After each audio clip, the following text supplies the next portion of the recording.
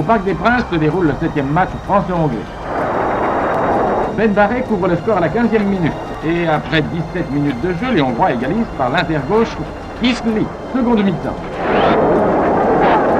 À la 10e minute, les Hongrois marquent un but magnifiquement amené.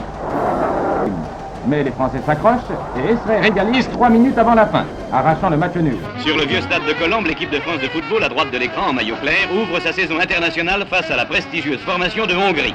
Toutefois, sur un centre de Sándor, Makos ouvre la marque pour la Hongrie, sans que Remeter puisse intervenir avec succès. Sur une mésentente grossière de la défense hongroise, Szydlowski, très vite, accourt et loge le ballon dans les filets. La France vient d'égaliser.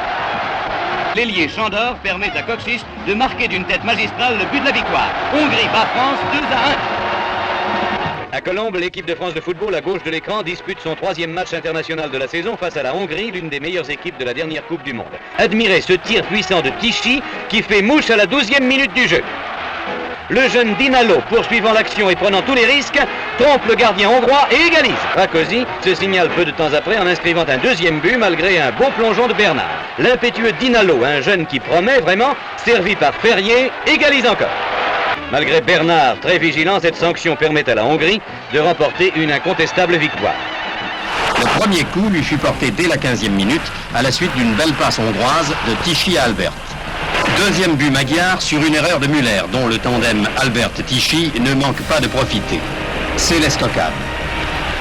En deuxième mi-temps, après que Tichy eut marqué un 3e but, l'équipe de France, durement manœuvrée, eut une seule réaction efficace. Sur un corner très bien tiré, Kossu de la tête parvint à sauver un honneur mis à rude épreuve. Dans ce magnifique stade de Budapest, un grand espoir est né pour les Français lorsque, dès la 2e minute, sur une attaque de Dinalo suivie par Lech, Nestor Combin marqua un but imparable. Mais 22 minutes plus tard, sur une faute de la défense tricolore, un coup franc tiré par Sipos surprenait Bernard et c'était l'égalisation.